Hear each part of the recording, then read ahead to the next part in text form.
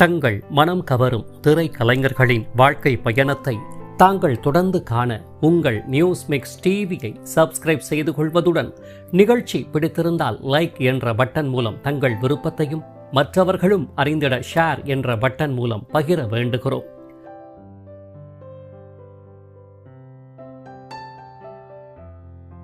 News mix TV தங்கள் அனைவரையும் அன்புடன் வரவேற்கிறது. சற்று நெடிந்த உயரம், உயரத்திற்கேற்ப கம்பீரமான தோற்றப்பொலிவு, மகிழ்ச்சி, கோபம், வேதனை என நவரசங்களை நன்கு வெளிப்படுத்தும் முக அமைப்பில் கூர்மை மிக்க கண்கள், அட்சரம் பிசகாத தெளிவான உச்சரிப்புகள் கொண்ட தனித்துவமான கணீர் குரல் வளம் உள்ளிட்ட குறிப்பிடும்படியான தோற்ற காரணிகளை தன்னகத்தை கொண்டவர் மட்டுமின்றி எவ்வித கெட்ட பழக்கமும் தன்னை அணுகாதவாறு வாழ்ந்து மறைந்த ஒழுக்க சீலர்தான் திரை உலகின் மறக்க முடியாத வில்லன் நாயகர்களில் ஒருவரான எஸ்.வி. ராம்தாஸ் ஆவார்.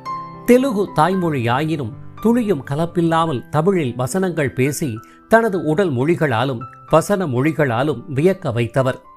எம்ஜிஆர், சிவாஜி கணேசன், ஜெமினி கணேசன் முதல் ஜெய்சங்கர், ரவிச்சந்திரன், முத்துராமன் என வளர்ந்து ரஜினிகாந்த், கமலஹாசன் என நீண்டு பார்த்திபன், சரத்குமார், அர்ஜுன் வரை என 5 தலைமுறை முன்னணி கலைஞர்களோடு தனது தேர்ந்த நடிப்பால் பயணித்தவர்.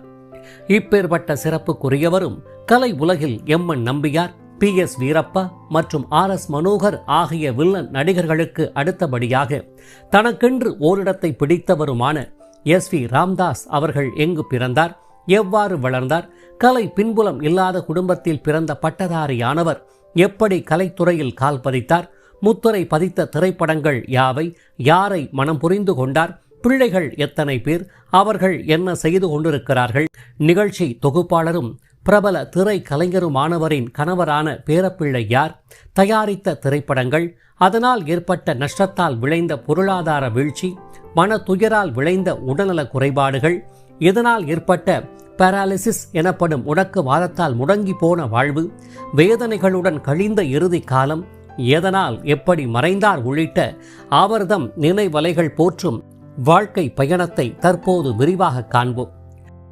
1921 தமிழகத்தின் அண்டை மாநிலமாம் ஆந்திராவை பூர்வீகமாக கொண்ட தெலுங்கு மொழி பேசும் யாதவர் குடும்பத்தில் பிறந்த செல்ல மகன்தான் நமது வாழ்க்கை பயண நினைவலைகள் நாயகர் எஸ்.வி. ராம்தாஸ் ஆவார். இவருடன் கிருஷ்ணதாஸ் என்ற தம்பியும் உடன் பிறந்தவரும் கூட. விவசாயம் மட்டுமின்றி பசுமாடுகளை வளர்ப்பதும் பால் வியாபாரம் செய்வதும் என விளங்கி வந்த குடும்பத்தில் பிறந்தவரான ராம்தாஸ் அவர்கள் தனது பள்ளி படிப்பை சொந்த ஊரில் இனிமையாக ஆரம்பித்த நிலையில் தங்கள் ஊர் திருவிழாக்களில் இடம்பெறும் கதா காலட்சேபம் மற்றும் தெருக்கூத்து நாடகங்களால் ஈர்க்கப்பட்டவர் அக்கலைஞர்களை போன்றே நடித்து காண்பித்து அனைவருடைய பாராட்டுதலையும் நன்கு பெற்று வளர ஆரம்பித்தார். இதன் பின்னர் கால ஓட்டத்தால் பள்ளி படிப்பை வெற்றிகரமாக முடித்தவர் பெற்றோரின் கனவான கல்லூரி படிப்பை தொடர தமிழகத்தின் தலைநகராம் சென்னையை நோக்கி பயணப்படலானார். இதன் பேரில் சென்னை வந்தவர் பிரபல கல்லூரியில் இணைந்து BA இளங்கலை பட்ட படிப்பை ஆரம்பித்த வேளையில் பள்ளி நாட்களில் தன்னுள் எழுந்த கலை கடலானது மீண்டும் அவருள் சுழன்றடிக்கத்தான் ஆரம்பித்தது எனலாம். இவ்வகையில் பகலில் கல்லூரி படிப்பு, மாலை வேளைகளில் நாடகம் பார்ப்பது என பயணித்து வந்தவருக்கு அந்நாடக குழுக்களில் இணைந்து நடிக்க வேண்டும் என்ற ஆசை மேலோங்கிய போது கல்லூரி படிப்பு அதற்கு இடம் தராத நிலையில் ஒரு வழியாக தன்னுள் பிரவாகித்த ஆசையை கட்டுப்படுத்தி கொண்டு பட்டதாரியானவர் தான் கற்ற கல்வி நிலைக்கு ஏற்ப சென்னை துறைமுக பொறுப்பு கழகத்தில் மேலாளர் என்ற பணியில் இணைந்து இயங்க ஆரம்பித்தார். இவ்வாறு சிறப்பாக பணி செய்து வந்தவர் இனிமேல் நாடக உலகில் பயணிக்க தடையேதும் இல்லை என்ற அடிப்படையில் துறைமுக ஆண்டு விழாவில் இடம்பெறும் நாடகங்களில் நடித்து வந்தவரின் நடிப்பு திறனை கண்ட நாடக காவலர் மற்றும் வில்லன் குணச்சித்திர கலைஞருமான ஆர்.எஸ். மனோகர் அவர்கள் தன்னுடைய நேஷனல் தியேட்டர்ஸ் நாடக குழுவில் இணைய ராமதாசுக்கு அழைப்பு விடுக்க, இதன் பேரில் அந்நாடக குழுவில் துறைமுக பணி நேரம் போக மாலை வேளைகளில் பயணித்து வந்தவரை தமிழ் திரை உலகமும் தன் பங்கிற்கு வரவேற்கத்தான் செய்தது எனலாம். இதன் பேரில் நேஷனல் தியேட்டர்ஸின் பிரபல நாடகமான இலங்கேஸ்வரனில் எஸ்.வி. ராமதாஸ் அவர்கள் ராமராக, ஆர்.எஸ். மனோகர் அவர்கள் ராவணனாக தோன்றி நடித்த வேளையில் அந்நாடகத்தை கண்ட பிரபல இயக்குனர் எம்.வி. ராமன் அவர்கள் ராம்தாஸின் நடிப்பால் ஈர்க்கப்பட்டவராக தன்னுடைய இயக்கத்தில் வெளியாகவிருந்த திரைப்படத்தில் தோன்ற வாய்ப்பளித்தார். இதன் அடிப்படையில் 1962 தேவி பிலிம்ஸ் தயாரிப்பில் எம்.வி. ராமன் கதை வசனம் மற்றும் இயக்கத்தில் ஜெமினி கணேசன், சாவித்ரி, நாட்டிய தாரகை குமாரி கமலா நடிப்பில் வெளியான கொஞ்சம் சலங்கை என்ற திரைப்படத்தின் வாயிலாக மன்னர் பார்த்திபன் என்ற கதாபாத்திரத்தை ஏற்று தமிழ் திரை உலகில் முதலில் அறிமுகமானார் எஸ்.வி. ராமதாஸ் அவர்கள். கதையின்படி நாட்டின் மன்னராக நாட்டியக்காரி அபராஜிதாவை பார்த்திபன் எனும் எஸ்.வி. ராமதாஸ் விரும்பும் சூழ்நிலையில் சில எதிரிகளின் சூழ்ச்சியால் மன்னரின் வாரிசை வயிற்றில் சுமந்து கொண்டு நாட்டை விட்டு வெளியேறும் அபராஜிதா ஒரு மகனை பெற்றெடுக்க நாதஸ்வர கலைஞராக அம்மகன் உருவெடுக்கும் கதாபாத்திரத்தில் ஜெமினி கணேசன் தோன்றியிருப்பார். ராம்தாஸ் அவர்களுக்கு இத்திரைப்படம் முதல் படமாயினும் தனது அற்புதமிக்க கணீர் குரலால் வசனங்கள் பேசி தனது நடிப்பால் ரசிகர்கள் மனம் நிறைந்திருப்பார். இம்முதல் திரைப்படமே தந்தை கதாபாத்திரமாக அமைந்து போனதால் இதன் பின்னர் வந்த திரைப்படங்களில் கதையின் நாயகன் என்ற ஹீரோ அந்தஸ்தை அவரால் எட்ட முடியாமல் குணச்சித்திரம், வில்லன் போன்ற கதாபாத்திரங்களை ராம்தாஸ் அவர்களை நோக்கி படையெடுக்கத்தான் ஆரம்பித்தன எனலாம். எனினும் ஹீரோ என்ற கனவு நனவாகாமல் போனாலும் அதை பற்றி பெரிதளவில் கவலை கொள்ளாத ராம்தாஸ் அவர்களும் தன்னை தேடி வந்த கதாபாத்திரங்களுக்கு உயிர் கொடுத்து நடிக்கத்தான் ஆரம்பித்தார் என்றே கூற வேண்டும். மேலும் ராம்தாஸ் அவர்கள் முதலில் நடித்த கொஞ்சம் சலங்கை திரைப்படத்தில் எஸ்.எம். சுப்பையா நாயுடு, குமா பாலசுப்பிரமணியம் பாடலிசை கூட்டணியில் எஸ். ஜானகியின் வசீகர பின்னணியில் ஒலித்த சிங்கார வேலனே தேவா என்ற பாடல் காலம் கடந்து என்றும் நிற்கும் எவர் கிரீன் பாடலாகும். கொஞ்சம் சலங்கை திரைப்படமானது தெலுங்கில் முரிபிஞ்சே முவ்வலு என்ற பெயரில் வெளியாகி வெற்றி கண்டது. கொஞ்சம் சலங்கை திரைப்படம் எஸ்.வி. ராமதாஸ் நடித்த முதல் திரைப்படம் எனினும் இத்திரைப்படத்தின் படப்பிடிப்புகள் மற்றும் வேறு பல காரணங்களால் தாமதமாகியதால் இதற்கு முன்னரே 1960 ஜோசப் தலியத் இயக்கத்தில் சி.எல். ஆனந்தன் நடிப்பில் வெளியான விஜயபுரி வீரன் என்ற திரைப்படம் வெளியானது. இத்திரைப்படத்திற்கு பின்னரே 2 வருடங்கள் கழித்துதான் கொஞ்சம் சலங்கை வெளியிடப்பட்டது. மாபெரும் வெற்றி பெற்ற விஜயபுரி வீரனில் வீரநாதன் என்ற கதாபாத்திரத்தை ஏற்று நடித்த எஸ்.வி. ராமதாஸ் அவர்கள் மீண்டும் ஆக்ஷன் ஹீரோவான சி.எல். ஆனந்தன் நடிப்பில் வெளியான வீர திருமகன் என்ற திரைப்படத்தில் சர்வாதிகாரியாக தோன்றி வில்லத்தனத்தின் உச்சம் தொட்டிருப்பார். அப்போது வீர திருமகன் என்ற திரைப்படத்தை குறித்து விமர்சனம் எழுதிய பிரபல பத்திரிகையானது திரைப்படத்தில் நடித்தவர்கள் பலர், ஆனால் உண்மையில் நடித்தவர் ஆந்திராவைச் சேர்ந்த வில்லன் ராம்தாஸ் என புகழாரம் சூட்டி இருந்தது.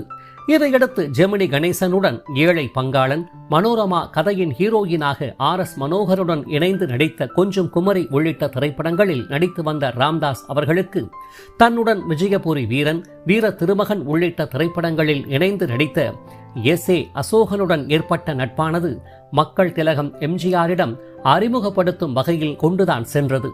இதன் பேரில் எம்ஜிஆர், பி.எஸ். வீரப்பா, தேவிகா நடிப்பில் வெளியான ஆனந்த ஜோதி என்ற திரைப்படத்தில் அபு சலீம் என்ற கதாபாத்திரத்தை ஏற்று உள்ளம் தொட்ட எஸ்.வி. ராமதாஸ் அவர்கள் இதனைத் தொடர்ந்து எம்ஜிஆரின் படகோட்டியில் முத்தழகி எனும் சரோஜா தேவியின் தந்தையாக, மீனவ தலைவர் அலையப்பனாக தோன்றியிருப்பார். இதையடுத்து ஆசை முகம், பறக்கும் பாவை, அன்பேவா உள்ளிட்ட திரைப்படங்களில் நடித்தவர் குடியிருந்த கோயில் என்ற திரைப்படத்தில் மங்களம் எனும் பண்டரிபாயின் கணவராக, ஆனந்த் சேகர் எனும் எம்ஜிஆரின் தந்தை ராமநாதனாக, எம்.என். நம்பியாரால் கொல்லப்படும் கதாபாத்திரமாக சில காட்சிகளில் தலை காட்டியவர். நம் நாடு, ரிக்ஷாக்காரன், இதயக்கனி உள்ளிட்ட எண்ணற்ற திரைப்படங்களில் எம்ஜிஆருடன் இணைந்து சிறப்பித்திருப்பார்.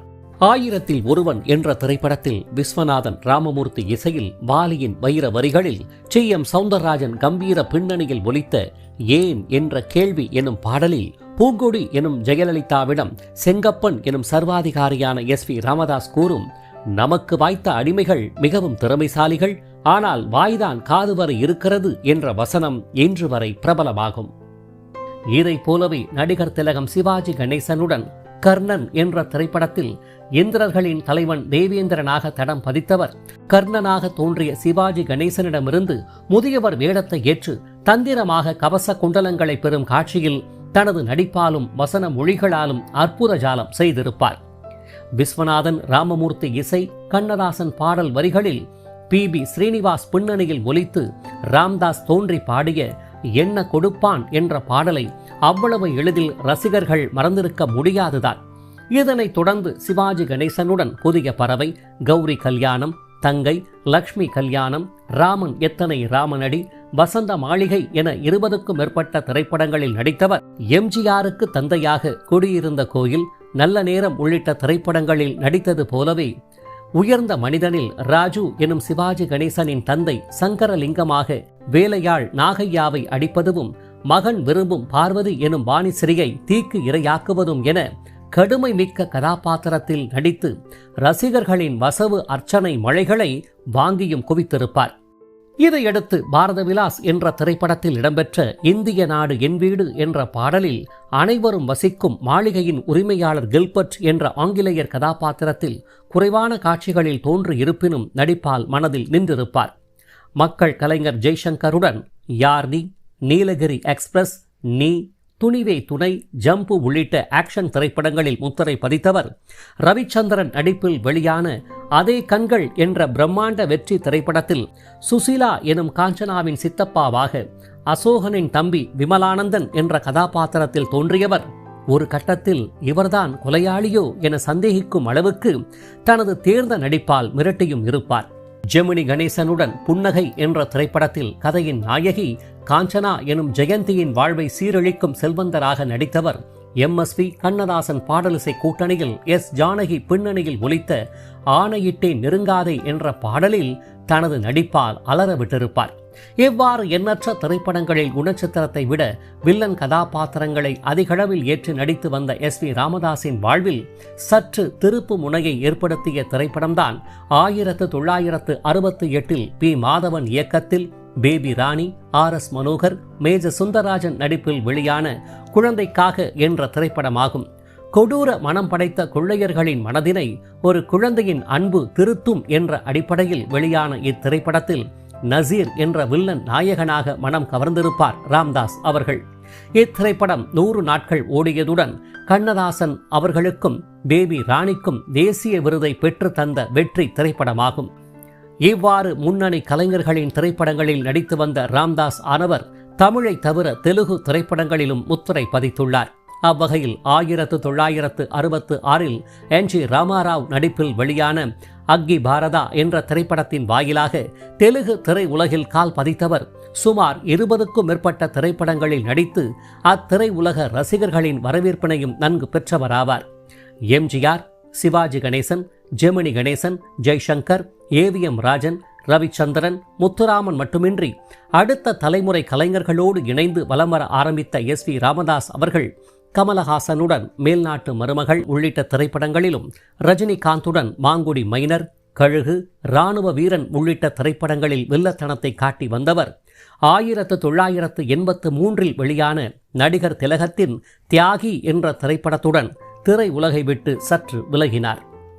இதன் பின்னர் தான் முன்னரே தோற்றுவித்த நாடகக்குழு ஒன்றை திறம்பட நடத்தி வந்த ராம்தாஸின் கில்லர் நரசிம்மன் என்ற மேடை நாடகம் வெகு பிரபலமாகும்.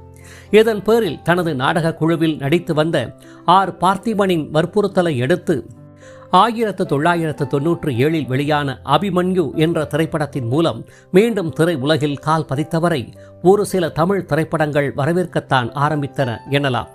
இதனைத் தொடர்ந்து மீண்டும் பார்த்திபனுடன் ஹவுஸ்ஃபுல், சிவாஜி கணேசனுடன் என் ஆசராசாவே என நடித்து வந்தவர்.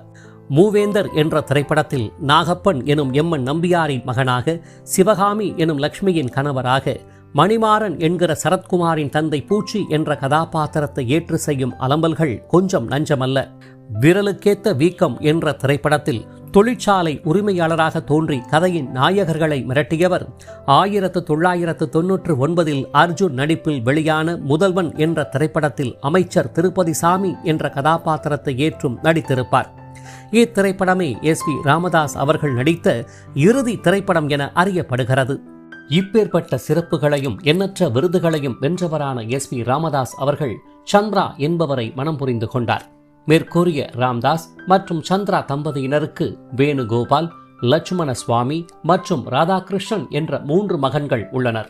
இவர்களில் வேணுகோபால் என்பவரின் மகன் யோகேஸ்வரன் என்பவர் தாத்தா எஸ்.வி. ராமதாஸின் கலை வாரிசாக நாயகி, ராஜா ராணி மற்றும் சத்யா உள்ளிட்ட தொலைக்காட்சி தொடர்களில் நடித்தவரும் ஆவார். இயற்கையிலேயே நடன திறமை வாய்ந்தவரான யோகேஸ்வரன் எனும் யோகேஷ் அவர்கள் கம்ப்யூட்டர் பொறியாளரும் கூட. இவர் பிரபல கலை நாயகி மைனா நந்தினி என்பவரை காதல் மனம் புரிந்துள்ளார். ராமதாஸின் மற்றொரு மகனானவர் கிறிஸ்தவத்தின் மீது கொண்ட பெரும் பற்று காரணமாக தனது பெயரை இஸ்ரேல் ராமதாஸ் என பெயர் மாற்றிக்கொண்டு தற்போது கிறிஸ்தவ மத போதகராக பயணித்தும் வருகிறார். தனது தேர்ந்த நடிப்பின் மூலமாக வில்லத்தனம் மற்றும் குணச்சித்திர கதாபாத்திரங்களுக்கு உயிர் தந்து கணீர் குரல் வளத்தால் வசன மொழிகளை வெளிப்படுத்தி ரசிகர்களின் மனதில் நீங்கா இடம் பிடித்து வந்த SV ராமதாஸ் அவர்கள் திரை உலகினர் பலருக்கும் பெரும் இறங்கு முகத்தை தந்த தயாரிப்பு தொழிலின் மீது தன் கவனத்தை செலுத்தியதுதான் அவருடைய வீழ்ச்சிக்கு வழிவகுத்தது எனலாம்.